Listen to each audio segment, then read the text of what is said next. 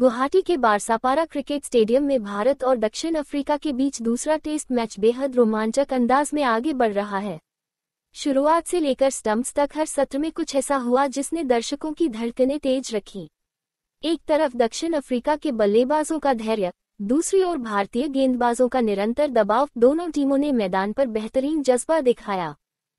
दक्षिण अफ्रीका ने टॉस जीतकर पहले बल्लेबाजी करने का फैसला लिया और शुरुआत से ही उनके इरादे साफ नजर आए।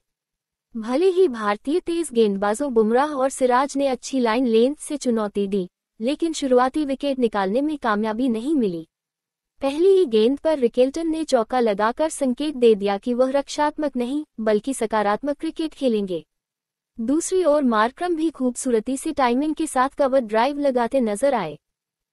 हालांकि शुरुआत अच्छी होने के बावजूद दक्षिण अफ्रीका की पारी आगे नहीं बढ़ पाई। पहले रिकेल्टन ने जडेजा के खिलाफ कदमों का इस्तेमाल करने की कोशिश की, लेकिन गेंद बल्ले के किनारे लगकर सिराज के हाथों में चली गई। ये भारत का पहला झटका था और इसके बाद जडेजा के आत्मविश्वास में जबरदस्त बढ़ोतरी देखने को मिली।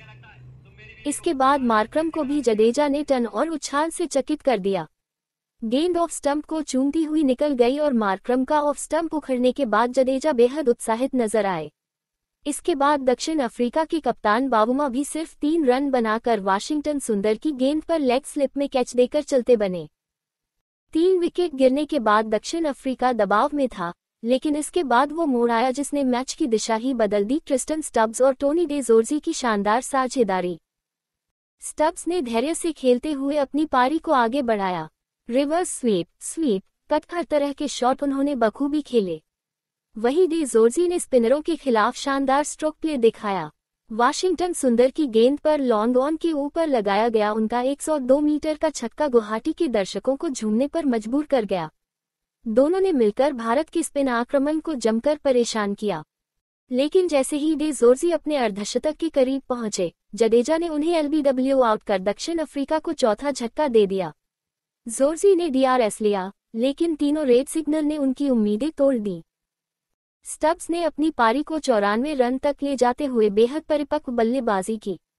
उन्होंने रिवर्स स्वीप पर कई बेहतरीन चौके लगाए और जडेजा की गेंद पर स्लॉग स्वीप से एक बड़ा छक्का भी जड़ा। लेकिन शतक से सिर्फ 6 रन दूर उन्होंने एक और बड़ा शॉट खेलने की कोशिश की और गेंद सीधी ऑफ स्टंप से टकराई। स्टब्स 94 पर बोल्ड। दक्षिण अफ्रीका ने इसी गेंद पर पारी घोषित कर दी और 260 पर 5 पर इनिंग समाप्त की। भारत को लक्ष्य का पीछा करना था, लेकिन शुरुआत बेहद खराब रही। यशस्वी जायसवाल, जिन्होंने शुरुआत में जैनसन पर एक खूबसूरत रैम्प शॉट से छक्का लगाया था, जल्द ही आउट हो गए। जैनसन की बाहर जाती गेंद को काटने की कोशिश में वे विकेटकीपर को कैच दे बैठे।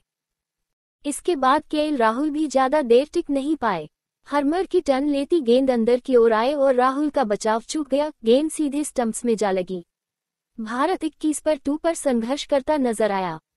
साई सुदर्शन और कुलदीप यादव ने डटकर संघर्ष किया और धीरे धीरे पारी को संभालने की कोशिश की। हालांकि रन रेट काफी धीमा था, लेकिन विकेट बचाए रखना उनके लिए प्राथमिकता थी। कुलदीप ने महाराज की एक घूमती गेंद पर शानदार ड्राइव खेलकर चौका जड़ा। दिन के अंत तक भारत 27 पर 2 पर था और अभी भी मैच भारत के लिए मुश्किल मोड़ पर खड़ा है।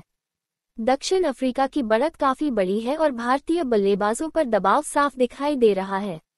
आगे का खेल बेहद रोचक होने वाला है, क्योंकि भारत को वापसी के लिए बड़ी साझेदारियों की जरूरत होगी। वहीं दक्षिण अफ्रीका जीत की ओर बढ़ने के लिए हर गेंद पर हमला करने के मूड में है।